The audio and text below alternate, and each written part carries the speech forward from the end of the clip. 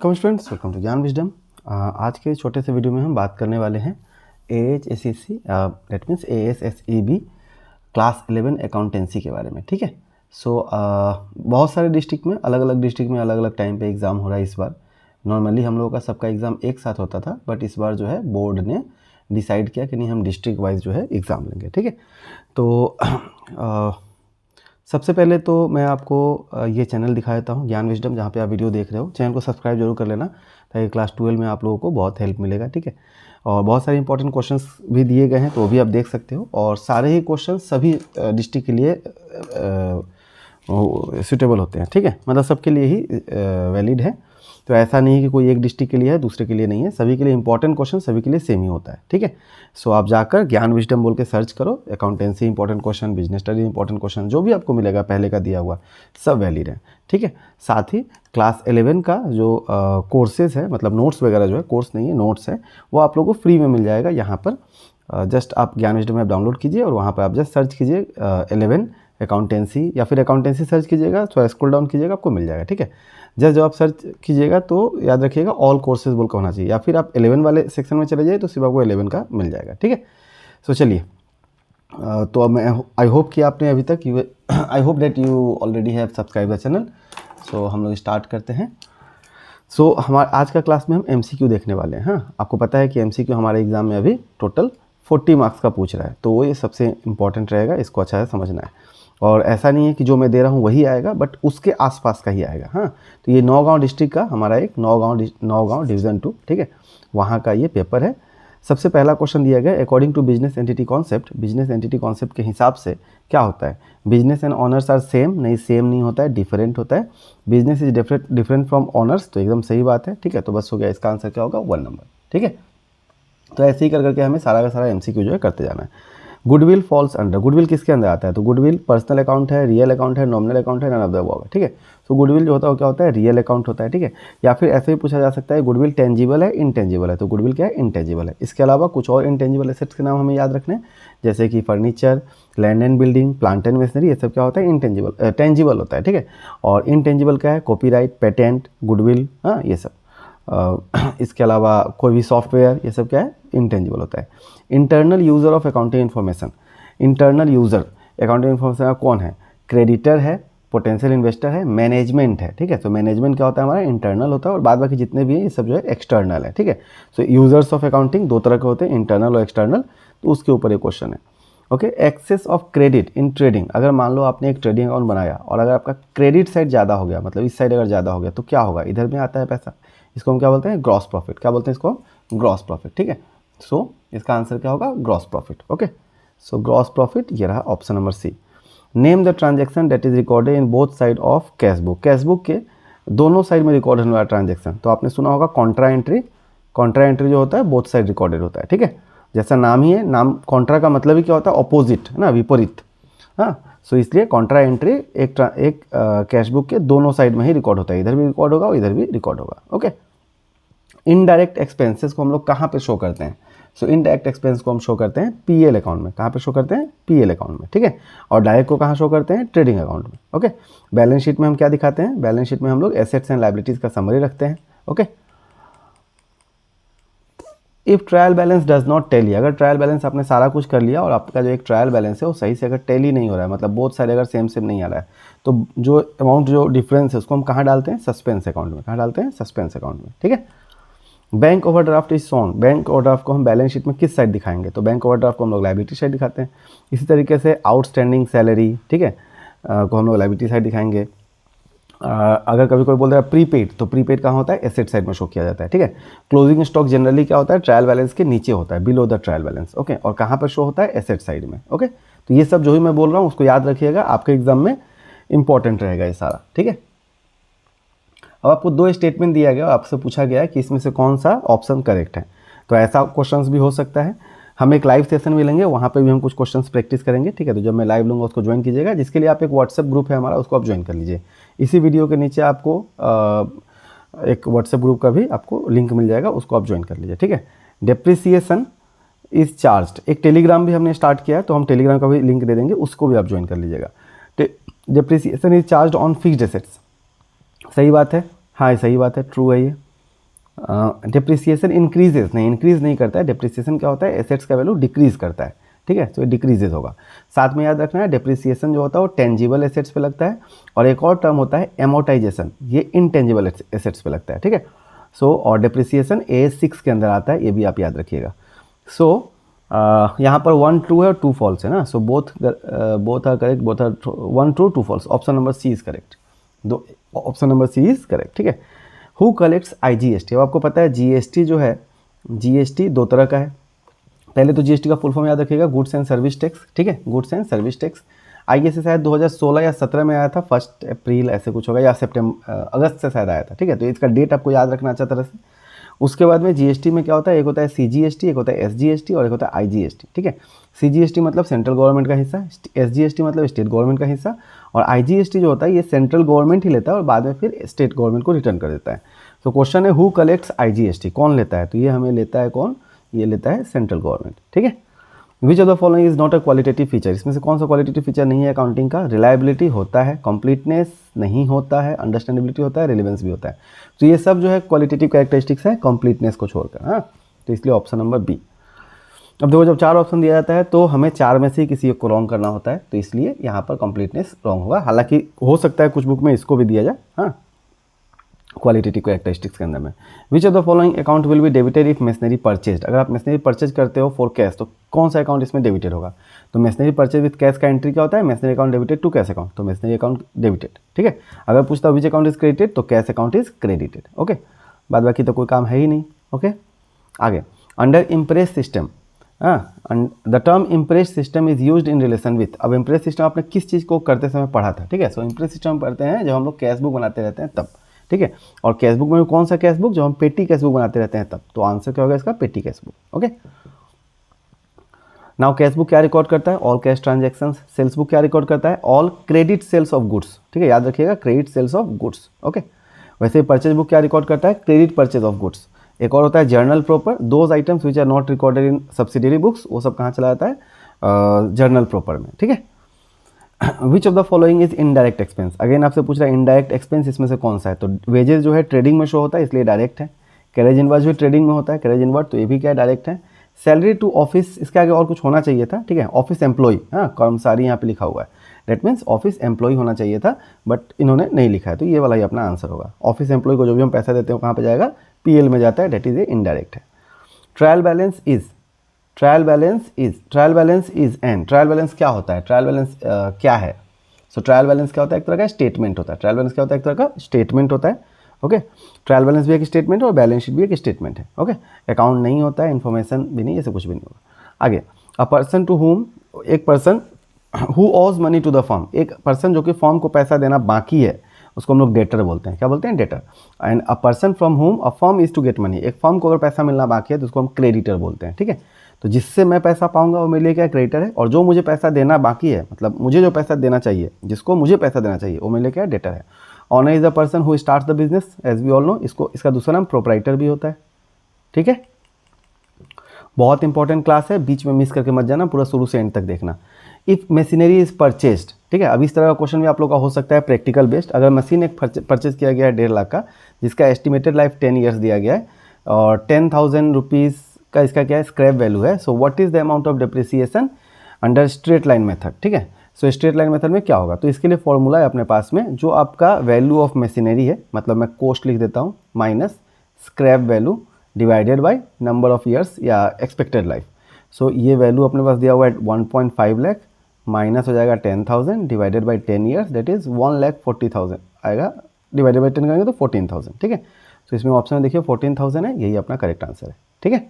ये फॉर्मूला होता है, इसको हमने यूज़ किया है कि कैश प्राइस या purchase value of the machinery less scrap value और divided by number of years या expected life of the machinery, solve करेंगे तो ये अपना आ जाएगा 14,000, ठीक है।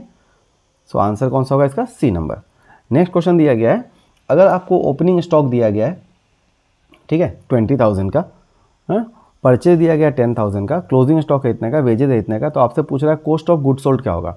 So cost of good sold के लिए आप नॉर्मली ट्रेडिंग अकाउंट बना के भी बता सकते हो, या फिर आप जनरली ओपनिंग स्टॉक, ठीक है, प्लस परचेज, ओके। सिंस से डायरेक्ट एक्सपेंस है वेजेज, तो इसलिए इसको डायरेक्ट एक्सपेंस को भी हम ऐड करते हैं, सो वेजेस को ऐड कर दो, and less closing stock. Okay, ये जो आएगा वो क्या होगा हमारा सर हाँ ठीक है, और कॉस्ट ऑफ गुड्स सोल्ड कर लीजिएगा, ठीक है, इसको हम बोलते हैं कॉग्स, COGS एंड शेयर कीजिएगा। तो ओपनिंग स्टॉक कितने का है देख लीजिए 20,000 प्लस परचेस कितने का है 10,000 का प्लस वेजेस कितने का है, वेजेस है 10,000 का। ओके, और लेस क्लोजिंग स्टॉक कितने का है 30,000 का। ऐड करेंगे सो ये कितना होगा 50 माइनस 30 दैट इज 20,000 आ रहा है। ठीक है, लेकिन ये ऑप्शन में तो 20,000 है ही नहीं, तो फिर ये क्वेश्चन में एरर है। ठीक है, इस क्वेश्चन में एरर है। कैसे दिया नंबर है 20 10 30 10। ओके, आई गेस यहाँ पर परचेज का अमाउंट तब 1 लाख होना चाहिए था। ठीक है, so this figure should be improved. ये परचेज जो है 1 लाख होगा, परचेज को हम 1 लाख कर देते हैं। सो 1,30,000 minus 30,000 that is 1 lakh answer बचेगा। ठीक है, अब ये क्वेश्चन में जो है मतलब ये गलत दिया गया है, तो इसके अकॉर्डिंग हमारा आंसर मिल रहा है। ओके, तो इसलिए हमारा आंसर 1 लाख ही होगा। सॉरी 1 लाख ऑप्शन में भी नहीं है, इस क्वेश्चन में कुछ एरर है। ठीक है, तो बस ये फॉर्मूला आप याद रखिए, क्योंकि यहाँ पे फिगर सही से मैच करके ये लोग दिया नहीं, इसलिए हम लोग का आंसर मैच नहीं कर रहा है। 10,000 एनी होने वाला है नहीं। चलिए आगे देखते हैं। Which is cash withdrawn from bank, when cash is withdrawn from bank for office use, the Contra हो गया, कॉन्ट्रा एंट्री रिकॉर्डेड है। अच्छा, अगर मान लो कैश विड्रॉ कर रहे हो बैंक से फॉर ऑफिस यूज, तो एंट्री क्या होता है, एंट्री होता है कैश अकाउंट डेबिटेड, ठीक है, to bank account, okay, cash to bank, क्योंकि आपने बैंक से पैसा निकाल लिया और कैश में आपने डाल लिया। Cash withdrawn from bank for office use, so cash debited to bank. Check करेंगे, cash debit, debit bank, credit bank, debit cash. ठीक है, क्रेडिट बैंक और डेबिट कैश, ये वाला ऑप्शन नंबर बी होगा इसका। ओके, नाउ 20 नंबर है। If interest on capital is treated, interest on capital is treated as, हाँ, सो इंटरेस्ट ऑन कैपिटल हम कैसे ट्रीट करते हैं, ये हमारे लिए एक्सपेंस होता है। ठीक है, हमारे लिए क्या होता है, ये एक्सपेंस होता है, तो इसलिए इसको हम एक्सपेंस, मतलब दुकान के लिए, ठीक है, दुकान के लिए क्या इंटरेस्ट ऑन कैपिटल एक्सपेंस है। ओके, नेक्स्ट है BRS। ठीक है, प्रिपेयर्स, BRS मतलब बैंक रिकॉन्सिलिएशन स्टेटमेंट, ओपेयर्स क्या, कोपेयर्स बैंक स्टेटमेंट विथ, अच्छा कंपेयर्ड, हाँ, bank statement is compared with BRS is compared with, कहने का मतलब ये है, BRS जो होता है ये फिगर को कैसे किसके साथ कंपेयर करता है, तो कैश बुक के साथ कंपेयर करता है। यहाँ पे स्पेलिंग बहुत एरर दिया गया है पेपर में। Which of the following method is a depreciation not recognise under income tax act, तो आपने पढ़ा होगा डेप्रिसिएशन के लिए 2-3 मेथड है आपके वाले सिलेबस में, मेन 2 मेथड है। पहला है स्ट्रेट लाइन मेथड और दूसरा है डिमिनिशिंग बैलेंस मेथड। ठीक है, तो ये जो डिमिनिशिंग बैलेंस मेथड या रिड्यूसिंग बैलेंस मेथड है ना, ये हमारा इनकम टैक्स एक्ट जो है करता है, मतलब ये इसको इनकम टैक्स एक्ट रिकॉग्नाइज करता है। सो इसमें, लेकिन इसमें क्या पूछा गया, नॉट रिकॉग्नाइज्ड है, कौन सा रिकॉग्नाइज नहीं करता है। ठीक है, सो स्ट्रेट लाइन को रिकॉग्नाइज नहीं करेगा। ओके, ऑप्शन नंबर सी तो हो ही नहीं सकता है, क्योंकि इस दोनों में से कोई एक तो कर ही रहा है, तो इसलिए आंसर होगा स्ट्रेट लाइन वाला, ऑप्शन नंबर ए। अगर कॉस्ट ऑफ गुड्स सोल्ड 1,60,000 है, ठीक है, क्लोजिंग स्टॉक दिया हुआ है, ओपनिंग स्टॉक दिया हुआ है, the amount of purchase will be, ठीक है, परचेज का अमाउंट क्या होगा, तो ये अगेन आपको कॉस्ट ऑफ गुड्स सोल्ड के ऊपर में ही क्वेश्चन आया है। ठीक है, सो हमने अभी भी पढ़ा था कि परचेज प्लस मतलब ओपनिंग स्टॉक, ठीक है, प्लस परचेज और लेस क्लोजिंग ना, ओपनिंग स्टॉक प्लस परचेज और लेस क्लोजिंग करने से क्या आता है हमारा, कॉक्स आता है, COGS, cost of goods sold. ठीक है, सो अभी अपने को बताना क्या, अपने को बताना है कि परचेज क्या होगा। So purchase is equal to क्या हो जाएगा, कॉक्स, ठीक है, माइनस ओपनिंग, नहीं हाँ माइनस ओपनिंग और प्लस क्लोजिंग। ठीक है, सो कॉक्स अपने को दिया हुआ है कितना, 1,60,000 माइनस, या चलो माइनस करते हैं पहले, माइनस ओपनिंग स्टॉक दिया हुआ है 60,000 का, ठीक है, और क्लोजिंग स्टॉक दिया हुआ है 40,000 का। सो ये हो गया 2 लाख में से 60 लाख, 1,40,000 आंसर होना चाहिए। चेक करो ऑप्शन में है क्या, 1,40,000 है। ठीक है, तो इस बार अपना ऑप्शन करेक्ट बैठ गया। Loss on sale of assets is, क्या होता है, loss on sale of asset को हम कहाँ पे रिकॉर्ड करते हैं, तो इसको हम ट्रायल बैलेंस में दिखाएंगे, debited to trading account, debited to PL account, तो डेबिटेड टू PL अकाउंट, हम PL अकाउंट में जाकर डेबिट साइड में इसको शो करते हैं। ठीक है, वैसे अगर मतलब प्रॉफिट ऑन सेल अगर होता है तो उसको हम क्रेडिट साइड में शो करते हैं, PL अकाउंट में। प्रीपेड एक्सपेंस, अभी मैंने बताया था कि प्रीपेड कहाँ पे शो होता है, outstanding liability side, prepaid asset side of the balance sheet, तो asset side of the balance sheet. ठीक है, which of the following is a branch of accounting, इसमें कौन सा अकाउंटिंग का एक ब्रांच है। So financial accounting, management accounting, cost, सभी का सभी क्या है, हमारा ब्रांच ऑफ अकाउंटिंग होता है, ठीक है। देन दिया है which of the following is a limitation of accounting, इसमें से कौन सा लिमिटेशन ऑफ अकाउंटिंग है, ठीक है। So based on monetary terms, provide exact future results, helps in decision making, and ये सब तो है ही। ये अपना क्या है, हमारा एक लिमिटेशन है, मॉनेटरी टर्म्स ना, it is based on monetary terms, ये हमारा क्या एक लिमिटेशन है। Accounting according to which of the following principle anticipate losses are taken into account, मतलब इसको मतलब प्रिंसिपल ऑफ प्रूडेंस या फिर कंसिस्टेंसी कहते हैं। यहाँ पे कॉन्स्टिट्यूएंसी लिख दिया है तो गलत लिखा है, ठीक है। कंजर्वेटिज्म, ठीक है, कंजर्वेटिज्म यहाँ पे दिया हुआ है, प्रिंसिपल ऑफ कंजर्वेटिज्म, या फिर इसको हम लोग प्रिंसिपल ऑफ प्रूडेंस के नाम से भी जानते हैं, PRUDENC, ठीक है। तो ये क्या बोलता है कि इग्नोर ऑल लॉसेस और anticipate all losses, ignore all future profits, okay. और balance sheet shows financial position of a firm for a given period on a particular point of time over the years या for the whole life. Balance sheet कब के लिए बताता है, सो एक particular period of time पे हमें बताता है ये, ठीक है। बैलेंस शीट आप बना सकते हो, जनरली एंड में बनता है, बट एक पर्टिकुलर पॉइंट ऑफ टाइम पे बताता है। Due to which concept qualitative aspects of transactions are not recorded in the book, मतलब इसमें से कौन सा होता है क्वालिटेटिव एस्पेक्ट, किस क्वालिटेटिव एस्पेक्ट के कारण कुछ ट्रांजैक्शन को हम लोग रिकॉर्ड नहीं करते हैं। सो मनी मेजरमेंट कॉन्सेप्ट कहता है कि जो क्वालिटेटिव ट्रांजैक्शन है उसको आप इग्नोर कीजिए, क्वांटिटेटिव को ही सिर्फ क्या करना है, हमें रिकॉर्ड करना है, ठीक है। Valuation of inventory is covered, valuation of inventory किसके अंदर आता है, ठीक है। सो आप याद रखिएगा, inventory valuation AS2 accounting standard 2 के अंदर आता है। AS6 मैंने पहले बताया था, ये अपना डिप्रिसिएशन के लिए होता है। ये पेज थोड़ा अच्छा से नहीं आया। Accounting is the call language of business, because accounting जो है लैंग्वेज ऑफ बिजनेस क्यों कहलाता है, because it conveys the financial information clearly to the users. Option number B correct होगा, ठीक है। मेरे स्टूडेंट्स आ गए हैं तो मुझे अब जाना पड़ेगा, इसलिए मैं जल्दी जल्दी खत्म कर रहा हूँ। Posting 491 in B's account as 419 is a error of, अच्छा इसको हम बोलते हैं एरर ऑफ। देखो 4 तरह का एरर होता है, 5 तरह का होता है टोटल। सो ऐसा फिगर जहाँ पे आप नंबर को नंबर से चेंज कर दो, जैसे मान लो 529 है और 592 लिख देते हो अगर, इसको बोलते हैं एरर ऑफ कमीशन। क्या बोलते हैं, एरर ऑफ कमीशन। कंप्लीटली भूल जाओगे तो उसको हम कहते हैं error of omission, okay. Error of principle मतलब कोई भी ऐसा ट्रांजैक्शन है जो एसेट है, आपने एक्सपेंस मान लिया तो उसको एरर ऑफ प्रिंसिपल कहते हैं। और कॉम्पनसेटिंग एरर्स वो होते हैं जो एक दूसरे एरर को काट देते हैं। तो अभी अपने लिए तो आंसर क्या है, एरर ऑफ कमीशन, ठीक है। थ्योरी देखिएगा, मैंने ये सारा आप लोगों को नोट्स में दे दिया हुआ है।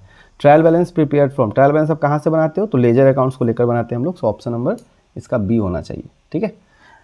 देन जस्ट थोड़े क्वेश्चन ही और बचे हुए हैं। If the sale of goods on credit is not recorded in books then it is a error of. If sale of goods on credit, हाँ सेल अगर हमने रिकॉर्ड ही नहीं किया तो अभी हमने बताया था जब हम रिकॉर्ड नहीं करेंगे तो एरर ऑफ ओमिशन कहलाता है। क्या कहलाता है, एरर ऑफ ओमिशन, भूल जाना, ठीक है।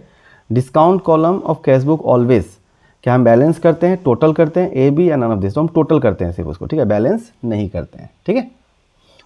ओपनिंग अगर कैश बैलेंस इतना है, कैश सेल इतने का है और कैश पेड अगर इतना हो तो क्लोजिंग बैलेंस क्या है। हालांकि ये टॉपिक आपके सिलेबस हटा दिया गया, फिर भी ये क्वेश्चन दिया गया कि अगर मान लो ओपनिंग हमारे पास कितना है 10,000 का है, सेल्स इतने का है, तो ओपनिंग हो गया 10,000 का, ठीक है। सेल है 8,000 का, 18,000 और माइनस कर दो आप एक्सपेंसेस 3,500, ठीक है।